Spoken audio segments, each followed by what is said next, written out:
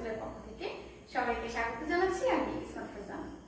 আশা করছি সবাই ভালো আছো, নিরাপদে আছো এবং অবশ্যই ঘরেই আছো।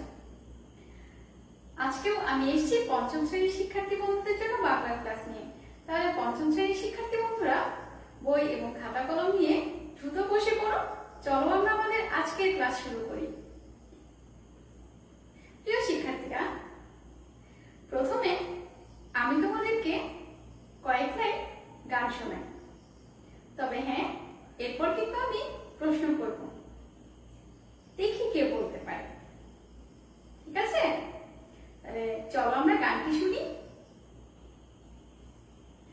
হায় আমার মন মাতানো দেশ, হায় রে আমার সোনা ভোলা মাটি,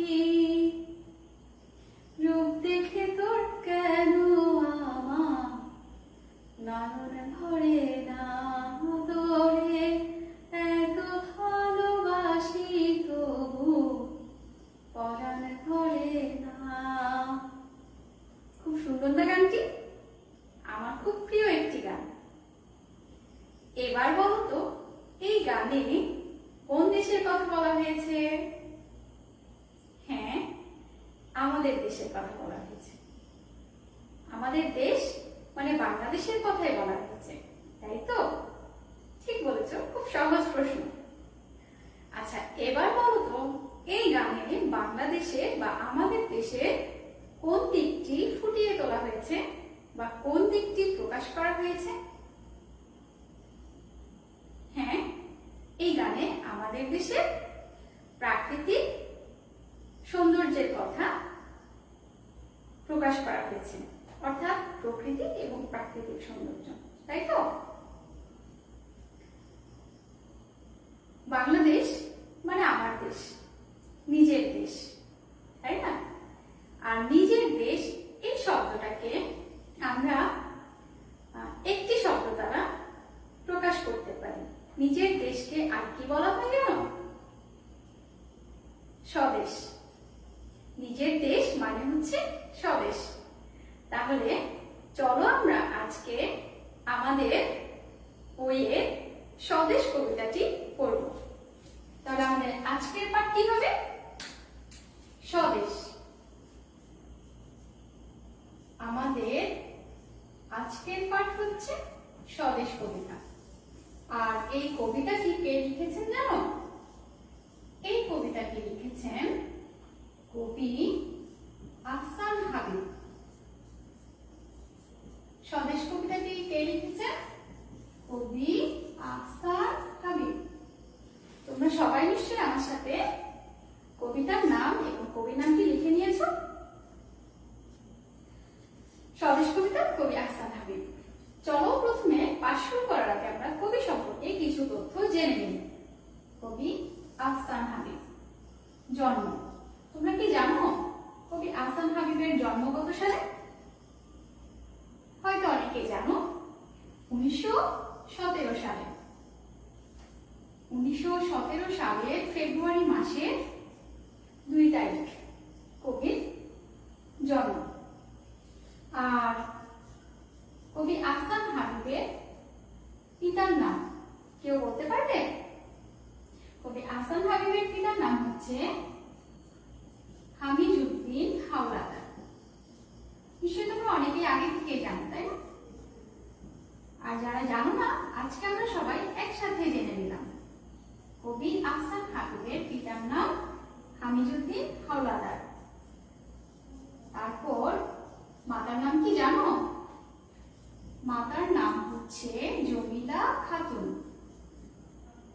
কবি আহসান হাবীবের পিতা হামিজউদ্দিন হাওলাদার আর মাতার নাম হচ্ছে জমিলা খাতুন। তিনি পেশায় কি ছিলেন জানো? তিনি পেশায় একজন সাংবাদিক ছিলেন। অর্থাৎ তিনি দীর্ঘদিন যাবত বিভিন্ন পত্রিকায় সাহিত্যের পাতায় সম্পাদক হিসেবে কাজ করেছেন। তিনি ছোটদের জন্য অনেক সুন্দর সুন্দর কিছু ছড়া লিখেছেন। আর এই ছড়া গ্রন্থের মধ্যে রয়েছে, এই ছড়া গ্রন্থের মধ্যে রয়েছে বৃষ্টি পড়ে টাপুর টুপুর। একটি গ্রন্থের নাম আমি বলে দিলাম, তোমরা কি আরেকটি নাম বলতে পারবে? আরেকটি গ্রন্থের নাম? বৃষ্টি পড়ে টাপুর টুপুর, কত সুন্দর নাম, তাই না? আরেকটি গ্রন্থের নাম তোমরা কেউ বলতে পারো?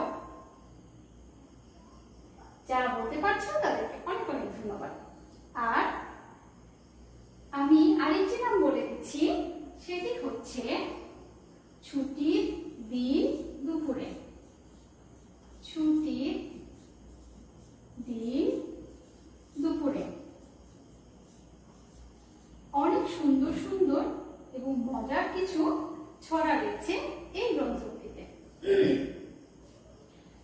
কবি আহসান হাবীব মৃত্যুবরণ করেন কোন সালে? কেউ জানো? হয়তো অনেকেই জানো। কবি আহসান হাবীব মৃত্যুবরণ করেন 1985 সালে 10 জুলাই। তাহলে চলো আমরা আরেকবার জেনে নিই। কবি আহসান হাবীব জন্ম 1917 সালে, পিতা হামিদুদ্দিন হাওলাদার, মাতা জমিলা খাতুন। আর তিনি পিরোজপুর জেলার শঙ্করপাশা গ্রামে জন্মগ্রহণ করেন। তিনি পেশায় ছিলেন একজন সাংবাদিক। তিনি ছোটদের জন্য খুব মজার কিছু ছড়া নিয়ে বই লিখেছেন। একটি হচ্ছে বৃষ্টি পড়ে টাপুর টুপুর, আমরা আরেকটি গ্রন্থের নাম লিখলাম ছুটির দিন দুপুরে। কবি মৃত্যুবরণ করেন 1985 সালের 10 জুলাই। এখন নিশ্চয়ই তোমরা কবি সম্পর্কে অনেক কিছু বলতে পারবে। পরবর্তীতে আমরা আরো অনেক কিছু জেনে নিব। তাহলে এবার চলো আমরা আমাদের স্বদেশ কবিতাটি পড়ি। সবাই বই নিয়েছো? স্বদেশ কবিতাটি খুঁজে বের করি। আমি একবার পড়ে দিচ্ছি, তোমরা আমার সাথে বইয়ে আঙুল দিয়ে মিলিয়ে নিবে এবং মনোযোগ সহকারে শুনবে। আর পড়া শেষে আমরা আলোচনার মাধ্যমে আজকের পাঠ সম্পর্কে জেনে নেব। আর আবৃত্তি করার সময় কিভাবে করব? স্পষ্টভাবে ছন্দ বজায় রেখে এবং প্রমিত উচ্চারণে আবৃত্তি করার চেষ্টা করব। আমি একবার আবৃত্তি করে দিচ্ছি, আমি জানি তোমরা আমার চাইতে আরো ভালোভাবে আবৃত্তি করতে পারবে। তাহলে বইয়ে আঙুল দিয়ে মিলিয়ে নাও এবং মনোযোগ দিয়ে শোনো। আবৃত্তি করছি কবি আহসান হাবীবের স্বদেশ কবিতাটি। এই যে নদী, নদীর জোয়ার, নৌকা সাবে সাবে, একলা বসে আপন মনে বসে নদীর ধারে। এই ছবিটি চেনা, মনের মধ্যে যখন খুশি এই ছবিটি আঁকি। এক পাশে তার জারুল গাছে দুটি হলুদ পাখি। এমনি পাওয়া এই ছবিটি করিতে নয় কেনা। মাঠের পরে মাঠ চলেছে, নেই যেন দিন শেষ। নানান কাজের মানুষগুলো আছে নানান বেশ। মাঠের মানুষ যায় মাঠে আর হাটের মানুষ হাটে। দেখে দেখে একটি ছেলে সারাটা দিন কাটে। খুব সুন্দর না? আজকে আমরা এতটুকুই পড়ব, ঠিক আছে? তাহলে আমরা এখান থেকে কি জানলাম? একটি ছেলে সারাদিন কোথায় বসে আছে? নদীর ধারে বসে আছে। সেখানে বসে বসে সে কি করছে? মনে মনে একটি ছবি আঁকছে। কোন ছবিটি? নদীর তীর, নদীর ধারে একটি গাছ। কি গাছ? জারুল গাছ। সেই গাছের ডালে দুটি হলুদ রঙের পাখি বসে আছে। নদীতে কি চলে? সারি সারি নৌকা চলে। আমাদের দেশের নদী, নৌকা, পাহাড়, পর্বত এগুলো একেবারে অফুরন্ত সম্পদ, তাই না? বাংলাদেশ তো নদীমাতৃক দেশ আর পাহাড় পর্বতে ঘেরা সবুজ শ্যামলী পাই ঘেরা দেশ। এখানে আসে সেই ছেলেটি আর কি দেখছে? দেখছে মাঠের পরে মাঠ, যেন এর কোনো শেষ নেই। এখানে নানা কাজের নানা মানুষ, তাদের অনেক অনেক কাজ। কেউ মাঠে যায়, কেউ আবার হাটে যায়। আর এসব দেখে দেখে একটি ছেলে সারাদিন কেটে যায়। সুজলা সুফলা শস্য শ্যামলা আমাদের এই বাংলাদেশ, নদীমাতৃক বাংলাদেশ, এ দেশে রয়েছে সবুজ গাছপালা, সবুজ বনবনানী, নীল আকাশ, নদী, পাহাড়, পর্বত, সমুদ্র, কত সুন্দর, তাই না? মাঠের পর মাঠ, সবুজ মাঠ, সেই মাঠে সোনালী ফসল ফলে, নদীতে পালতোলা নৌকা চলে, নানান ধরনের নানান ধর্মের নানান মানুষ, তাদের পোশাক আশাক ভিন্ন, তাই না?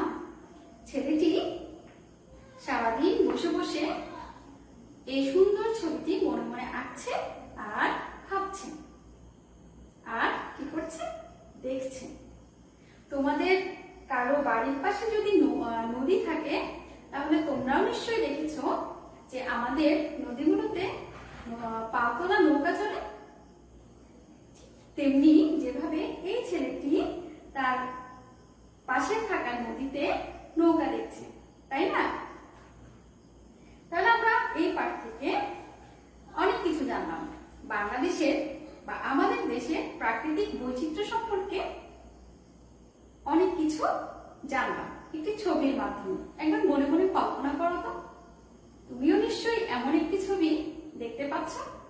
তোমার মনে মনে কল্পনায়, তোমার কল্পনায় যে ছবিটি রয়েছে সেখানে নিশ্চয়ই আরো অনেক কিছু ভাসছে। এবার চলো আমরা এই পাঠ থেকে যুক্তবর্ণ আছে কিনা একটু খুঁজে দেখি। তোমরা কি এই পাঠে কোনো যুক্তবর্ণ খুঁজে পাচ্ছ? না, এই পাঠে কিন্তু একটিও যুক্তবর্ণ নেই। দেখেছো কবি কত সহজ করে আমাদের জন্য এই কবিতাটি লিখে গেছেন, তাই না? এবার তাহলে চলো আমরা কিছু নতুন শব্দের অর্থ জেনে নিই। এই কবিতায় যে শব্দগুলো রয়েছে, তোমরা নিশ্চয়ই এই শব্দগুলো বুঝতে পারছো, কারণ এখানে কবি একেবারে সহজ সহজ কিছু শব্দ ব্যবহার করেছেন। আর কোনো নতুন শব্দ খুঁজে পাও কিনা একটু দেখো তো। আমি কিছু নতুন শব্দ তোমাদের জন্য আগে থেকে তৈরি করে নিচ্ছি, যেহেতু আমাদের সময় কম থাকে, আমি তোমাদেরকে সেগুলো দেখাই। তোমরা আমার সাথে একবার দেখুন। এখানে কিছু শব্দ রয়েছে, সেটি হচ্ছে কড়ি। কড়ি মানে কি তোমরা জানো? কড়ি কড়ি মানে হচ্ছে এক ধরনের ছোট্ট সাদা ঝিনুক। কড়ি মানে কি?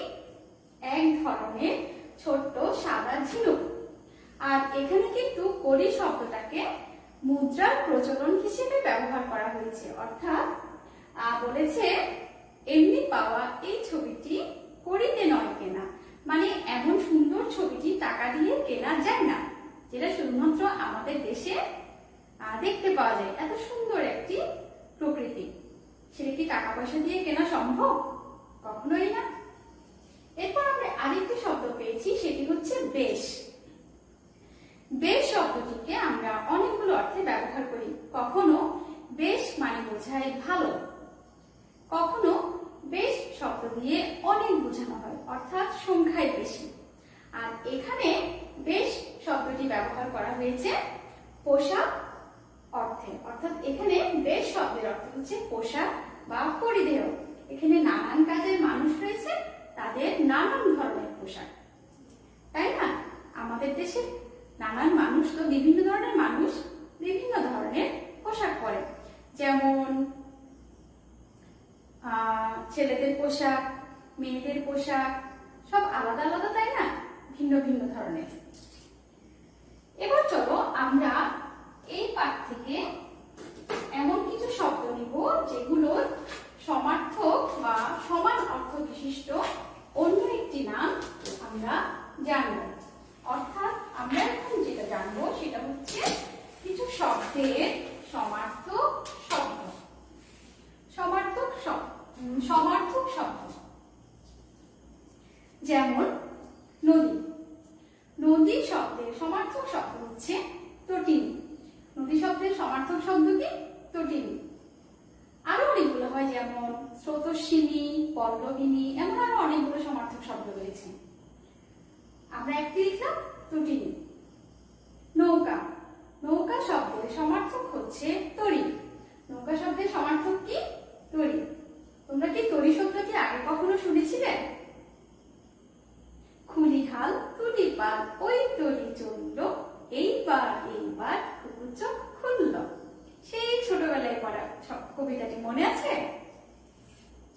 তাহলে নৌকা শব্দের আমরা আরেকটি সমার্থক শব্দ জানলাম, তরী। ছবি। ছবি শব্দের সমার্থক শব্দ হচ্ছে চিত্র। মন। মন শব্দের সমার্থক শব্দ হৃদয়। মন শব্দের সমার্থক শব্দ কি? হৃদয়। দিন। দিন শব্দের সমার্থক শব্দ হচ্ছে দিবস। তোমরা নিশ্চয়ই আমার সাথে লিখে নিয়েছ। আমরা তাহলে এখান থেকে কি পেলাম? আমরা এখান থেকে দুটি শব্দের অর্থ জানলাম এবং কিছু শব্দের সমার্থক অর্থ জানলাম বা সমার্থক শব্দ জানলাম। আর যে অংশটুকু আমরা আজকে পড়িনি, এরপরে অর্থাৎ এর পরের অংশটুকু তোমরা কিন্তু ভালোভাবে পড়ে নেবে। এই কবিতাটি খুব সহজ ভাষায় কবি আমাদের জন্য লিখেছেন। তোমাদের দেখবে যে বুঝতে একটু অসুবিধা হবে না। এবার চলো আমরা বাড়ির কাজ কি থাকবে সেটি জেনে নিই। আমাদের বাড়ির কাজ থাকবে নিচের প্রশ্নগুলোর উত্তর লেখো। নিচের প্রশ্নগুলোর উত্তর লেখো। প্রশ্নগুলো হচ্ছে: ক, ছেলেটি কোথায় বসে আছে? সে কিসের ছবি আঁকছে? এখন নিশ্চয়ই তোমরা এই প্রশ্নের উত্তর বলতে পারবে। ছেলেটি কোথায় বসেছিল? নদীর ধারে, তাই তো?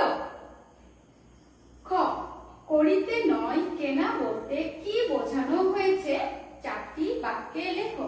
করিতে নয় কেনা অর্থাৎ টাকা পয়সা দিয়ে কেনা যায় না, এমন বলতে কি বোঝানো হয়েছে? চারটি বাক্যে লেখো।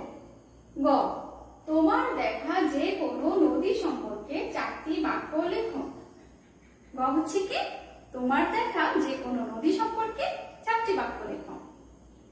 আর সম্পূর্ণ কবিতাটি ভালোভাবে পড়বে এবং পড়ার পরে কবিতার মূল ভাব লেখো। মূলত এই কবিতায় বাংলাদেশের প্রাকৃতিক বৈচিত্র্য সম্পর্কে বলা হয়েছে। তোমরা যখন ভালোভাবে কবিতাটি পড়বে তোমরা মূল ভাব অবশ্যই লিখতে পারবে। আর প্রয়োজনে পাঠের শেষে কবিতার মূল ভাব অংশটি একবার পড়ে নিতে পারো। সেই মূল ভাব অংশটি ভালোভাবে পড়ে নিজের ভাষায় কবিতার মূল ভাব লিখবে, ঠিক আছে? আর কবিতাটি